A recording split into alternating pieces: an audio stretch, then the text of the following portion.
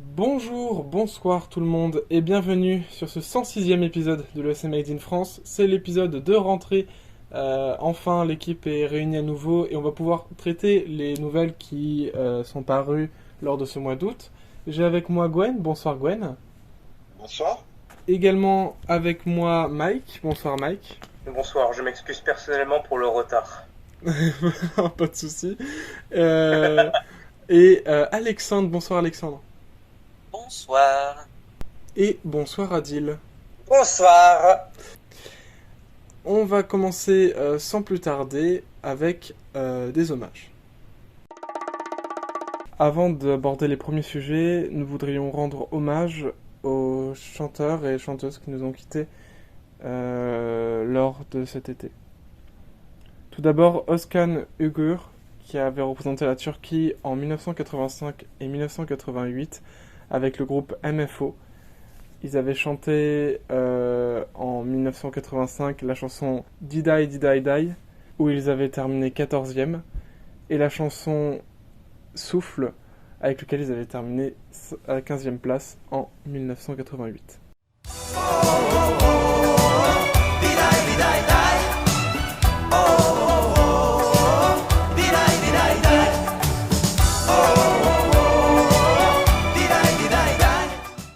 Nous avons également perdu Patricia Berdin, représentante du Royaume-Uni en 1957, avec la chanson All, qui lui avait offert sa 7e place.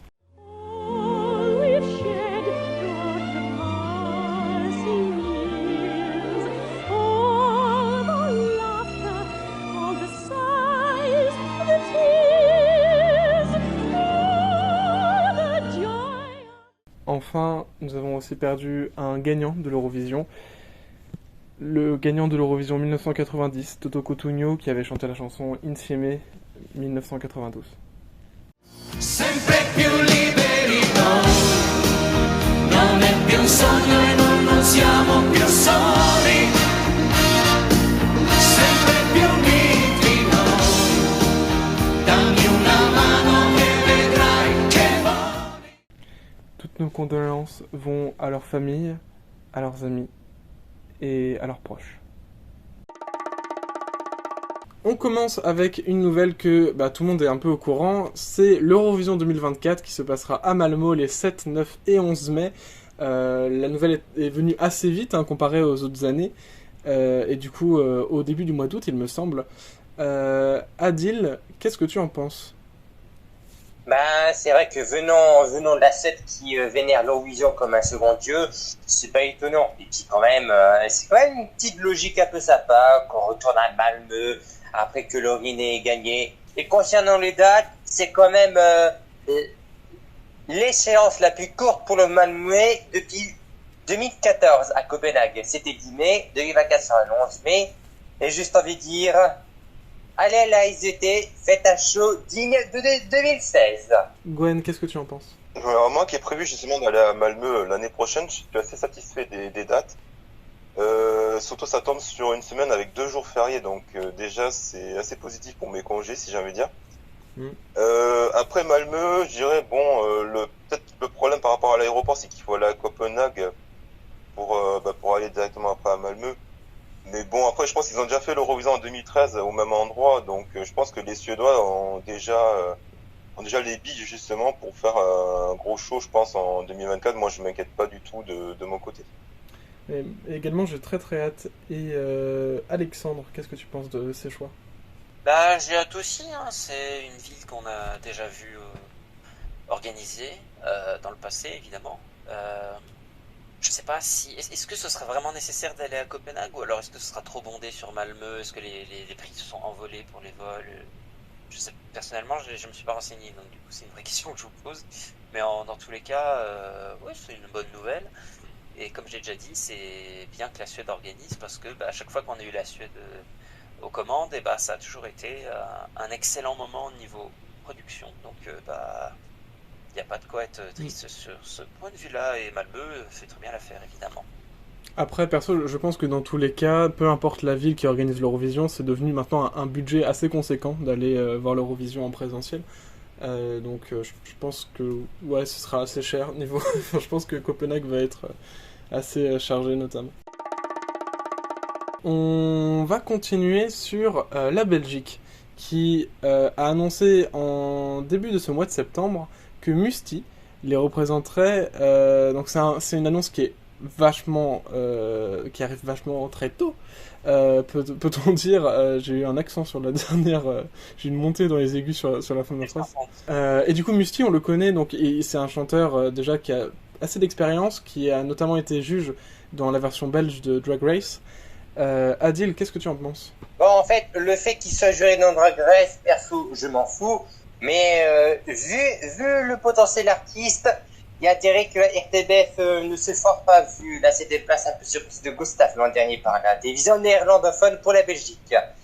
Et quand même, les Belges savent faire le taf. Il est bien accueilli par la commune, bien accueilli dans son pays. Il y a des chances que la chanson soit cool, que Misty peut déchirer vu que c'est un showman, et qui continue la série de qualification en finale depuis 2021. Hein. Je crois que le record de qualification consécutive, c'est 3, 2015, 2007, 2017. La pression est lourde sur Musti. Gwen, qu'est-ce que tu en penses? C'est vrai que ce choix est assez tôt et même, je dirais, surprenant. Parce que quand on arrive au mois de septembre et qu'on connaît déjà un représentant de l'Eurovision, c'est très très rare. Je pense que c'est peut-être un peu tôt, même si c'est vrai qu'il est connu, qu'il a déjà sorti des chansons assez connues en Belgique.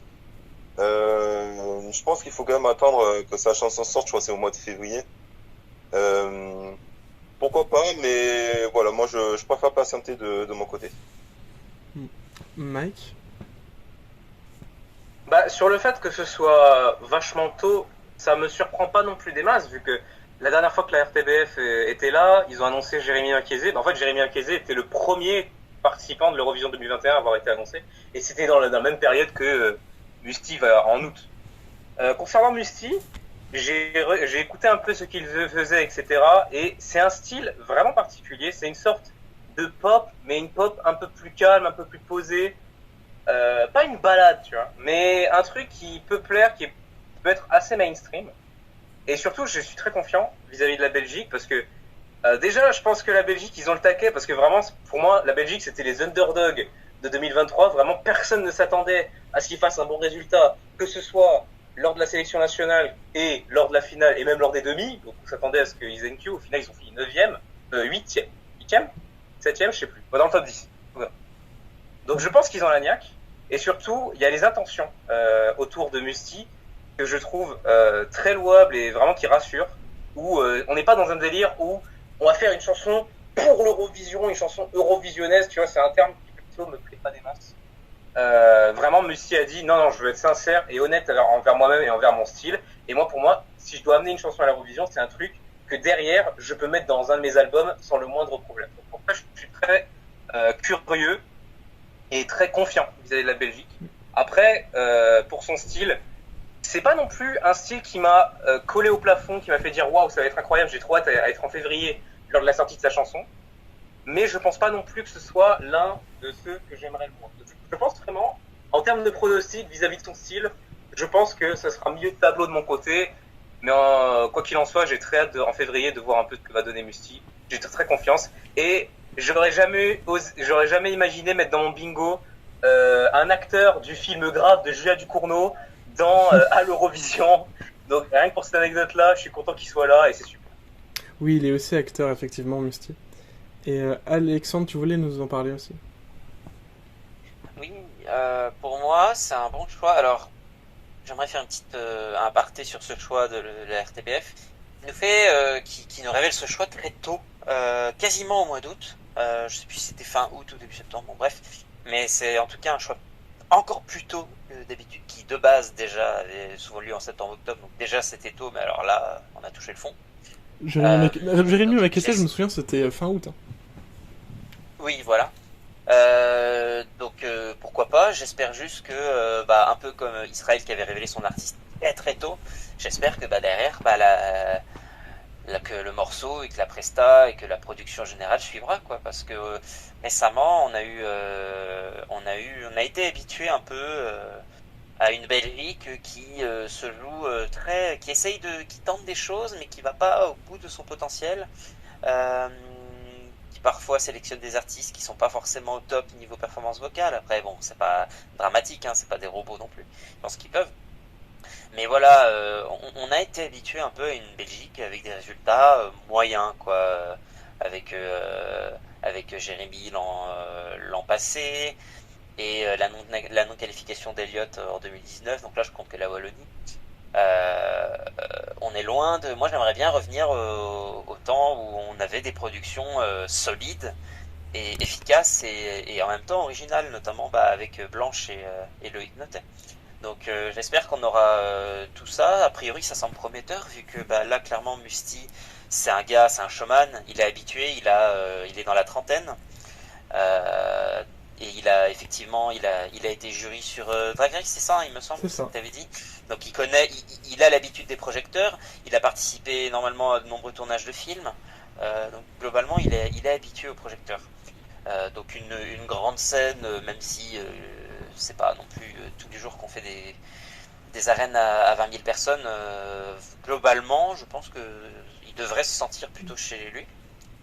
Et voilà. Donc en plus, il a un physique assez intéressant. Ça peut aider, hein. Faut pas se voiler la face, hein. Donc ouais, je suis content de ce choix. Après, alors j'ai pas écouté ces morceaux. Apparemment, ça divise. Mais après, on faut pas toujours se baser sur ça, hein. Souvent, les artistes à l'Eurovision, quand on regarde leur répertoire, bon, effectivement, il y a des trucs qui peuvent être très bien, mais qui sont pas forcément calibrés pour un concours. Alors certes, il avait dit que il resterait fidèle à lui-même, mais quand on participe à un concours, même en restant fidèle à soi-même, on essaye toujours de donner le fond de soi, et c'est bizarre cette formulation, vous avez compris. On essaie toujours de se donner à fond et de maximiser ses chances. Donc je ne doute pas qu'il fera pareil. Donc voilà, donc j'ai hâte de voir ce qu'il va nous proposer et hâte de voir ce que la Belgique francophone va nous proposer. Perso, je suis juste rajouter que déjà, ça m'étonne pas que la Belgique révèle aussitôt, parce qu'on rappelle que la Belgique est un pays à l'Eurovision qui a un fonctionnement assez unique, où ils alternent entre diffuseurs chaque année, et donc la RTBF a logiquement un an pour chercher son prochain représentant, et du coup ils ont peut-être trouvé Musti assez vite, et du coup ça m'étonne pas tant qu'ils réveillent aussitôt. Et une deuxième chose aussi, c'est qu'on peut se rendre compte que la franchise Drag Race et l'Eurovision sont de plus en plus liés, et ce serait peut-être une idée une idée pour un sujet de rubrique dans le futur, parce qu'on a par exemple eu Laurine qui a été invitée en Suède, ou en France on a eu Bilal Hassani et Lazara qui ont été invités comme juges. Et je viens de me rappeler qu'aussi il y avait eu dans le Drag Race anglais, il y avait eu tout un challenge qui avait été sur le fait de faire des girls band pour participer à l'Eurovision, où ils avaient fait un faux Eurovision et tout dans Drag Race, et du coup ça peut être très intéressant. D'ailleurs, je suis d'autant plus confiant sur la participation de Mystique que pour une fois, RTBF ne prend pas un gars de The Voice, tu vois. Donc, Ah ouais, c'est vrai. je me dis, il y a un petit ouais, virement, et je me dis, il y a un gain de confiance de la Belgique, ils se disent, allez, on va se sortir les doigts, on va faire un truc bien, on va prendre un artiste qui est là, qui est sur scène, qui est habitué, qui a de l'expérience, etc. Et en termes d'aisance dans les caméras, aussi à noter que le gars a quand même gagné l'équivalent des Césars en Belgique du meilleur espoir masculin. Donc autant dire que ça se pose là. Le gars a un César belge. C'est pas mal. Ouais, c'est important à noter. On va continuer sur une news qui peut assez donner de l'espoir, hein, on va dire les choses comme ça. C'est un possible retour de la Slovaquie qui serait envisagé pour 2025, car en effet, en Slovaquie, les lois sur l'audiovisuel auraient changé et permettraient aux services publics d'avoir un peu plus de thunes dans leur service de production. Mike, tu voulais en parler un petit peu? Oui, donc du coup, oui, comme tu as dit, un changement dans la loi qui permettrait peut-être à la Slovaquie d'avoir les moyens de revenir. Après, on n'a pas plus d'infos que ça, donc je ne vais pas non plus tergiverser pendant 20 000 ans. Mais on a le droit, vu les infos qu'on a eues, on a le droit de se permettre d'espérer un retour de la Slovaquie pour l'an prochain. Évidemment, c'est un truc qu'on espère tous. Ça fait toujours plaisir d'avoir un pays en plus de retour. Après, personnellement, la Slovaquie, c'est pas non plus le pays que j'ai envie de revoir. Leurs anciennes participations, etc., c'était pas non plus le truc over the top où je suis en mode, ouais, c'est incroyable, je veux pas qu'ils partent, c'est mes chouchous. Mais n'empêche que je serais très content de les revoir et les voir retenter leur chance, surtout dans l'Eurovision maintenant qui a évolué, où ils risquent fortement de changer leur style, vu le temps. Donc, à voir pour l'an prochain, on en parlera plus bientôt, quelques mois. De Il y aura déjà 2025, plus d'infos, 2025 mais est pour loin l'instant, quand même. voilà, il n'y a pas besoin d'en débattre pendant 20 000 ans. Et Alexandre, tu voulais en parler? Comme toutes les rumeurs, toutes les supposées occasions pour un retour, tant qu'on n'a pas de news officielle et on va dire, de vrais éléments, surtout qu'en plus là c'est très tôt. Si ça se trouve, ça sera même pas valable dans quelques mois. Pour le moment, moi je considère que ce sont des rumeurs et donc ça ne doit pas être pris trop en considération. Alors, il y a une différence avec la rumeur, c'est là où c'est une rumeur, ce serait quelque chose de supposé, et la possibilité, c'est qu'il y ait quelque chose qui puisse permettre en fait au pays. Donc c'est certes, on n'a pas plus d'informations pour le moment, mais ça reste plus plausible qu'une simple rumeur. Oui, mais ouais, c'est pareil, c'est comme Monaco par exemple qui possède un télédiffuseur indépendant maintenant. Bon, certes, effectivement, ils pourraient participer si jamais ils s'inscrivaient entre guillemets, enfin s'ils rejoignaient l'UER. Ils sont à l'UER. Ils sont à l'UER ? Ouais, ça a été confirmé. La chaîne appartient à MMD qui est déjà à l'UER, donc du coup ils y sont. Vous êtes sûr de ça ? Ça vient de ESC Today. Ouais. Alors, Arthur me dit que c'est une bonne source. Ça va, ESC Today, honnêtement, ça va. Ça va, ça pour le coup je connais, c'est une bonne source. Voilà, l'annonce est tombée hier soir. Ah d'accord, donc c'est pour ça que là je mets un peu de trivia de ma vie. C'est pour ça que je voyais dans certains commentaires, notamment sur le dernier tweet du compte Eurovision, c'est pour ça que je voyais des gens dire annoncez Monaco. Voilà, parce qu'en fait, il n'y a plus rien qui les empêche de. Il y a quasi plus d'obstacles en fait, c'est bon. Je me disais, mais pourquoi ils parlent de Monaco ? Il y a eu une annonce ou quoi ? Et j'ai regardé Eurovoix après, j'ai rien vu. Donc bon. Après, ça reste quand même assez short. Personnellement, je serais évidemment très content si j'ai Monaco, bien sûr. Mais personnellement, je ne crois pas tant que ça. J'attends, tu vois. Je me mets pas de faux espoirs. Et puis si ça arrive, c'est fantastique, tu vois. Et puis voilà. Évidemment, pareil, pour la Slovaquie, je serais très content. Hein. Il faut enfin qu'ils se qualifient au moins pour une finale. Hein. Ils ont déjà fait une finale dans les années 90. Bon, maintenant, il faut qu'ils se qualifient. Il faut finir le boulot. C'est ça. Ce sera pareil pour Monaco finalement. Il faudrait qu'ils se qualifient en finale aussi. Oui. Voilà. Sans plus tarder, on va passer aux news du côté du Junior 2023 qui lui arrive à grands pas.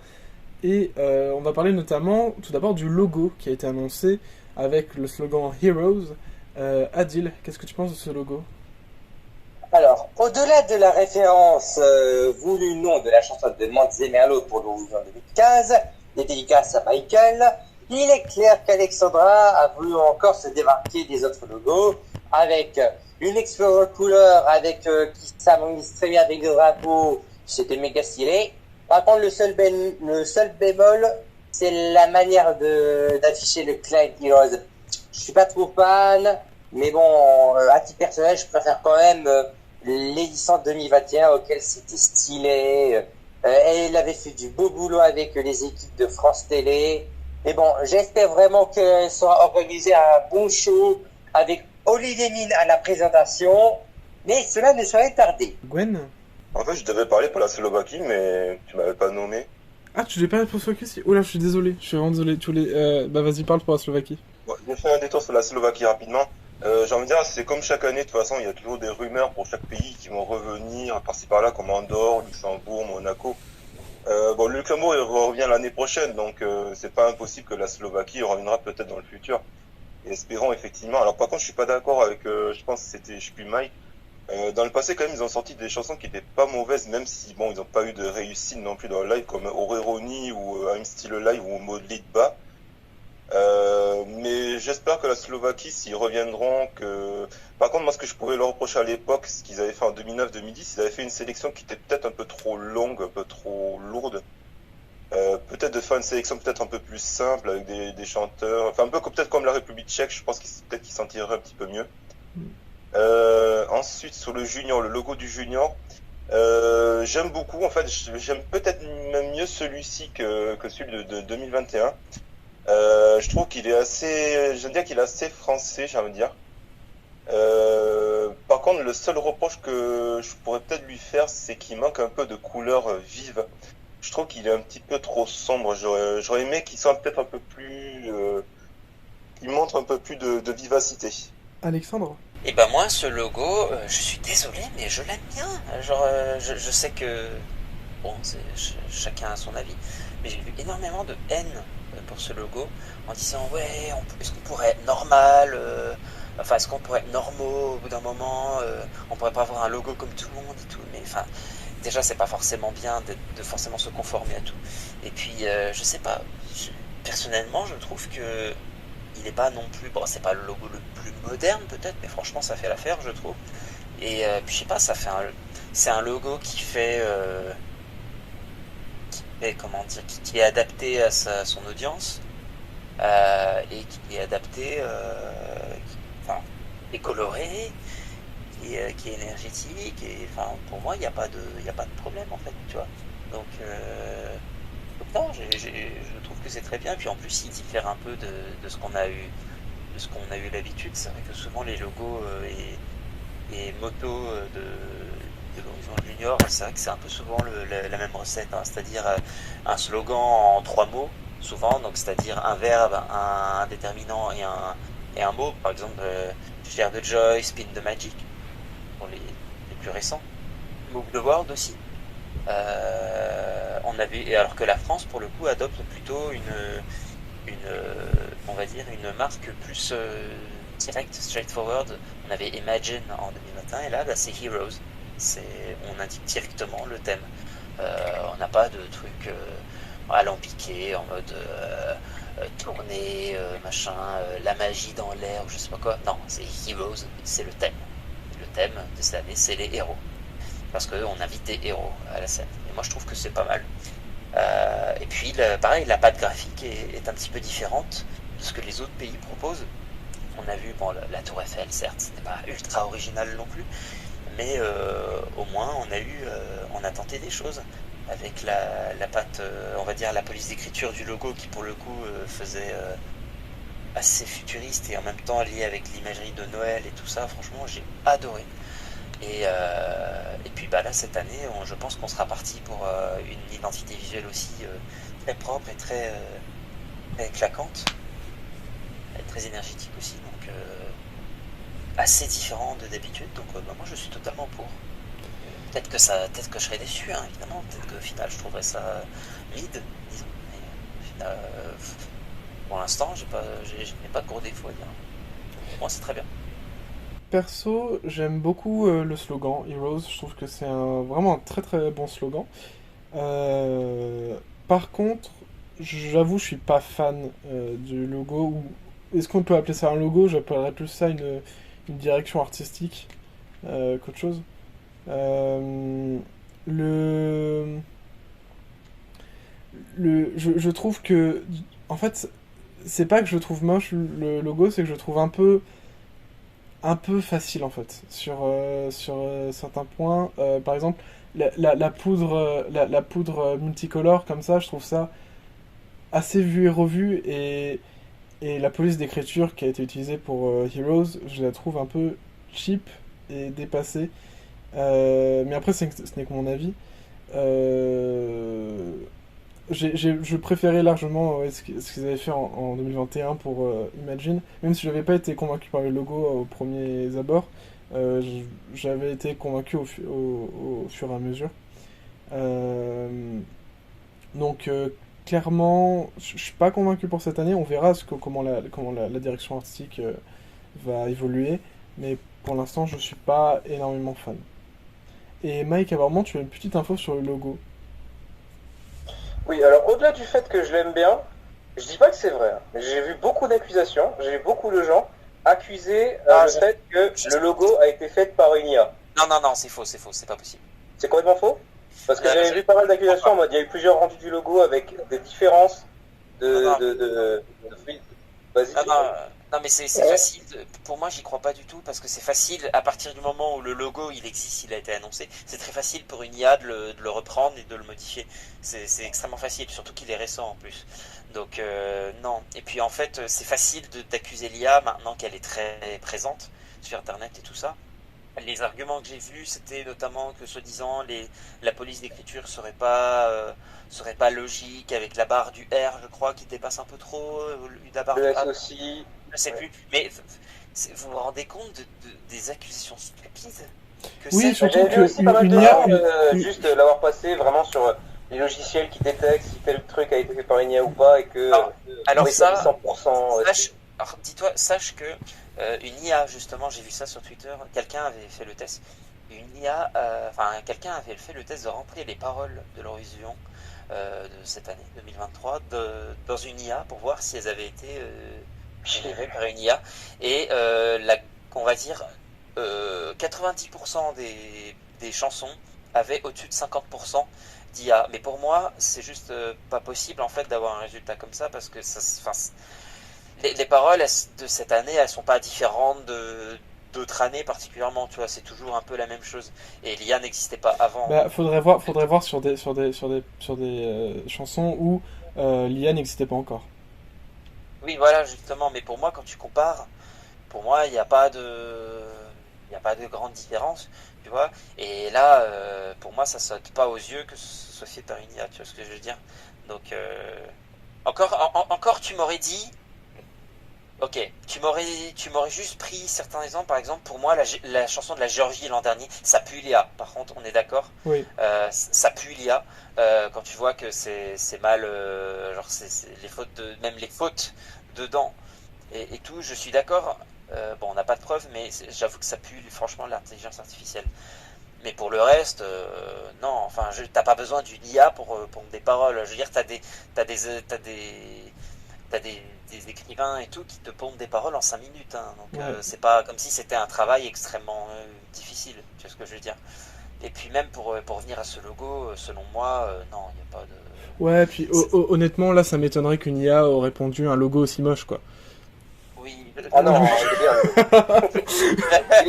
Il est mignon le logo, il est beau. En mouvement, il va être beau. En mouvement, il va être super. Mais oui, en plus, en mouvement, il sera encore meilleur. Voilà, avec la poudre qui bouge et tout, c'est super. Voilà, et la poudre, et puis adapté aux couleurs des pays, etc. Enfin, faut que ce soit là, faut que ce soit vif, entre guillemets. Parce que Après, pour les trucs adaptés au pays, il y a eu les rendus comme ça, adaptés au pays, etc. Donc globalement, ça va. Par contre, celui du Royaume-Uni, pour le coup, il est vraiment moche. Ouais, bah forcément, quand t'as autant de couleurs et un drapeau aussi particulier, c'est vrai que c'est compliqué. C'est dommage. Il y a peu de temps, le compte principal les comptes de l'Eurovision Junior ont annoncé la liste des pays participants pour cette Eurovision Junior 2023 et ont annoncé un pays faisant ses débuts. Il s'agit de l'Estonie. Ça a été une plutôt grosse surprise, j'ai l'impression, pour beaucoup de gens. Et ils ont annoncé en même temps, l'ERR a annoncé en même temps que Arana Sandra Arma, excusez-moi pour le nom écorché, mais pas le seul à mal le prononcer. C'est ça, représenterait du coup le pays. Et on peut dire aussi, parce que ils ont annoncé de leur côté, ce sera Sandra Valero pour l'Espagne et Yulan Low pour Malte. Adil, qu'est-ce que tu penses de ce début? Se prenant la part l'Estonie qui débute au junior, hein.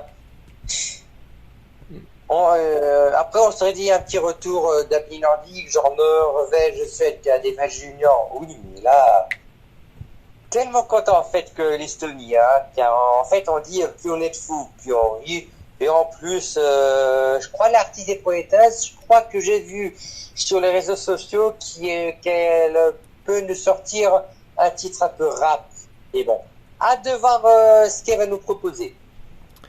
Gwen? J'avouerai que moi j'aurais pensé plutôt que ce junior se tiendrait avec 15 pays Et c'est vrai que je m'attendais pas du tout à ce que l'Estonie participe parce qu'ils avaient plusieurs fois annoncé que financièrement ils ne pouvaient jamais.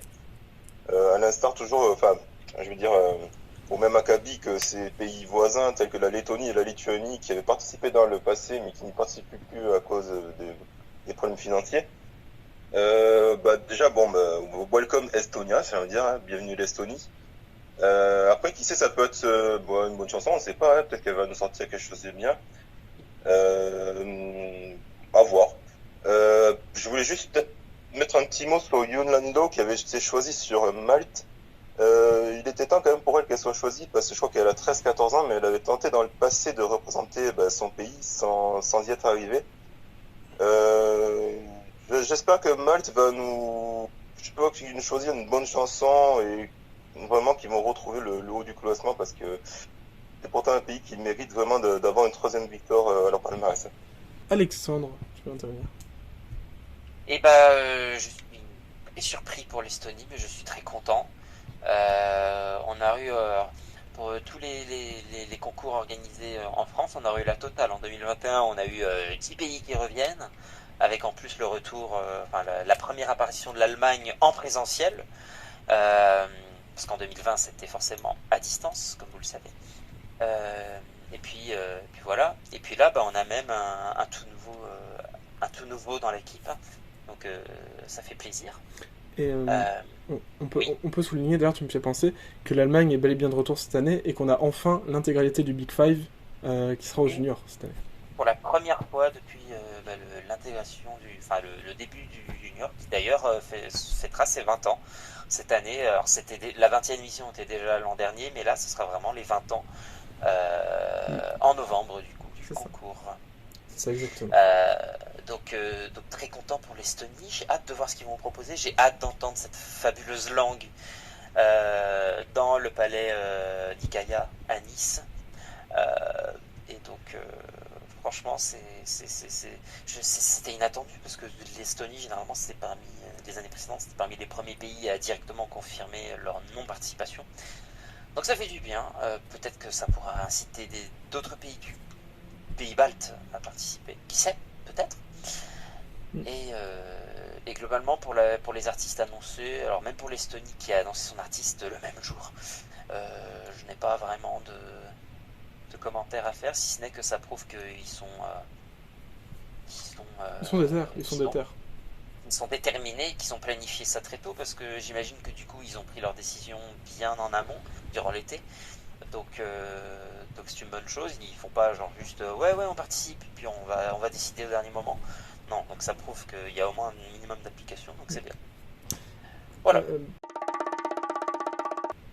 On va enchaîner sur, à l'inverse de l'Estonie, c'est la Serbie qui a décidé de se retirer de l'Eurovision Junior pour des raisons financières.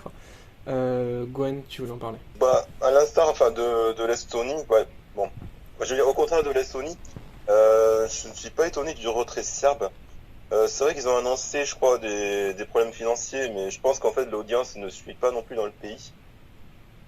Et je pense que les résultats ne suivent pas non plus, donc la question serait plutôt de savoir combien de temps la Serbie va s'absenter et est-ce qu'ils vont revenir un jour. Ça, c'est plutôt cette question-là qu'il faudrait se poser. Adil? Bah, un peu le même avis que Gwen, c'est aussi histoire d'argent, de hype du concours dans le pays, pour le junior, d'audience, et les résultats que depuis 2020, ça ne suit pas toujours. Hein. Donc, dommage.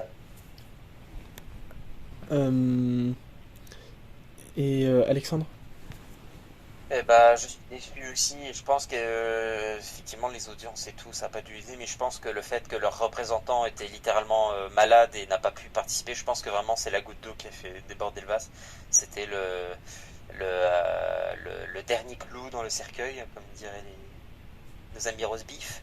Je pense que ça les a, enfin ça a enterré leur motivation et donc du coup, bah, hop, on s'en va. Pas de Nice cette année. Et donc, on espère que peut-être qu'ils reviendront un jour. Qui sait? En tout cas, bon. Je vais être honnête, je suis assez déçu moi aussi parce que je trouvais que la Serbie c'était un des pays à l'Eurovision Junior qui envoyer quelque chose d'assez différent chaque année. Et ça me fait un petit pincement au cœur quand même de les perdre. Mais on espère les revoir quand même dans le futur. Ils ont été souvent présents. De quoi ?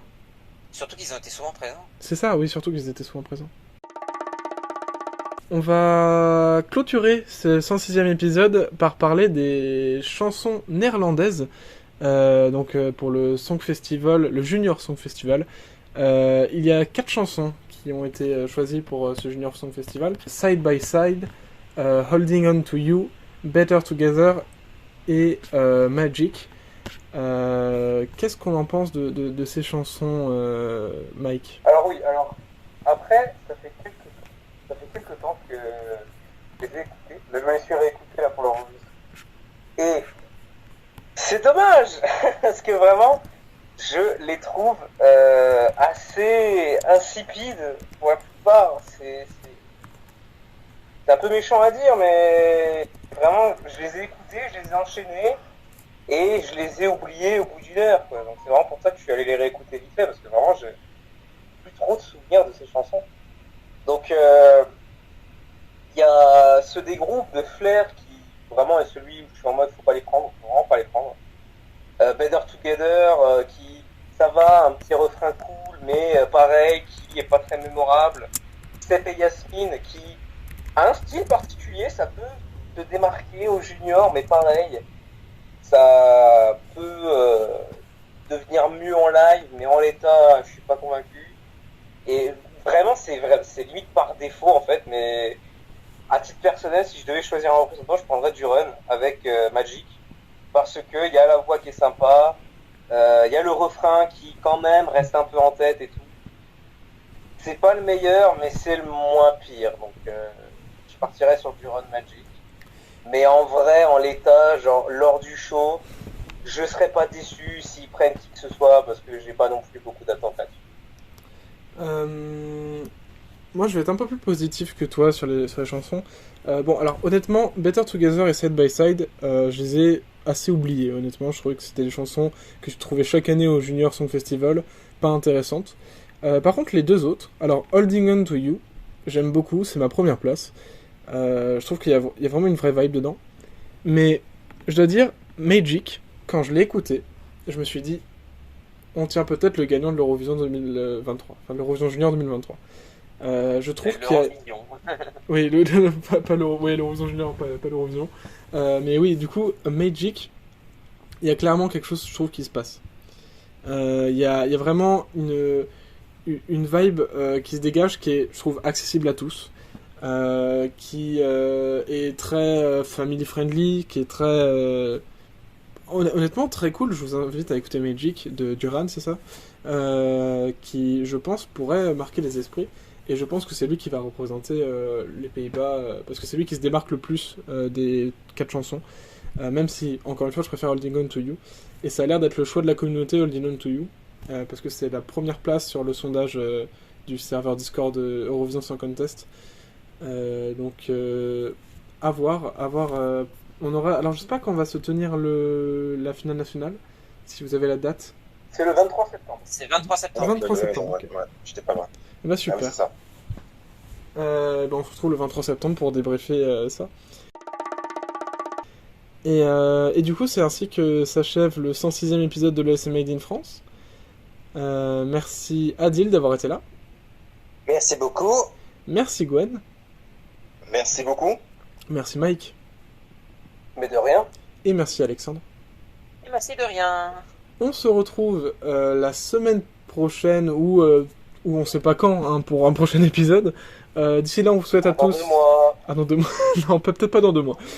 Mais d'ici là, on vous souhaite à tous, pour ceux qui rentrent, une bonne rentrée. Et pour ceux qui travaillent, bon courage. On vous fait plein de bisous, je sais pas. L'épisode est disponible sur Spotify, sur Deezer, sur Apple Podcast, sur Google Podcast, sur Samsung Podcast, sur Acast, sur Amazon Music et bien évidemment sur YouTube. À bientôt, bye bye. Allez, à ciao, bonsoir. Salut.